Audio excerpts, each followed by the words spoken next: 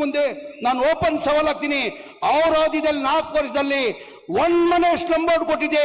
ರಾಜಕೀಯದಿಂದ ಇವತ್ತೇ ನಿರ್ವಹಣೆ ತಗೊಂತೀನಿ.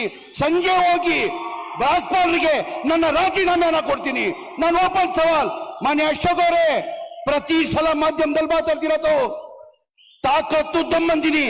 ಈಗ ನಾನು ಕೇಳ್ತೀನಿ, ನಾನು ವಸತಿ ಮಂತ್ರಿಯಾಗಿ ನಿಮ್ ಕೇಳ್ತಾ ಇದ್ರಿ, ನಿಮ್ ತಾಕತ್ತು ದಮ್ಮಿದ್ರೆ ಇದು ಸಾಬೀತುಪಡಿಸಿ. 1 ಮನೆ ಏನಾರ ಬಿಜೆಪಿ ಅವ್ರು ಕೊಟ್ಟಿದ್ರೆ ನಾನು ರಾಜಕೀಯದಿಂದ ನಿರ್ವಹಣೆ ತಗೊಂತೀನಿ. ಇವತ್ತು ಸಂಜೆನೆ ಹೋಗಿ ರಾಜ್ಪಾಲರಿಗೆ ನಾನು ರಾಜೀನಾಮೆ ಕೊಡ್ತೀನಿ. ಈ ಮಾತನ್ನ ಮಾನ್ಯ ಮುಖ್ಯಮಂತ್ರಿ ಮುಂದೆ ಹೇಳ್ತಾ ಇರೋದು.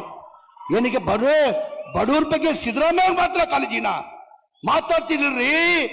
ಏನ್ರಿ ಮಾಡಿದಿರ? ಯಾವತ್ತನ ಬಿಜೆಪಿ ಅವರು ಯಾವತ್ತನ ಕಾಂಗ್ರೆಸ್ ಪಕ್ಷದ ಇತಿಹಾಸ ತಂದು ನೋಡಿ ನೀವು. ಕಾಂಗ್ರೆಸ್ ಪಕ್ಷ ಯಾವಾಗ ಚುನಾವಣೆ ಬರ್ತದೆ, ಜನಗಳು ಮುಂದೆ ಹೋದ್ರೆ ಸಾಧ್ಯನ ತೋರಿಸಿ ಮತ ಕೇಳ್ತಾರೆ. ನಾವ್ ಹಿಂಗ್ ಮಾಡಿದೀವಿ, ಮುಂದೆ ನಮ್ ಸರ್ಕಾರ ಬಂದ್ರೆ ಹಿಂಗ್ ಮಾಡ್ತೀವಿ ಅಂತ ಯಾವತ್ತನ ಬಿಜೆಪಿ ಅವರು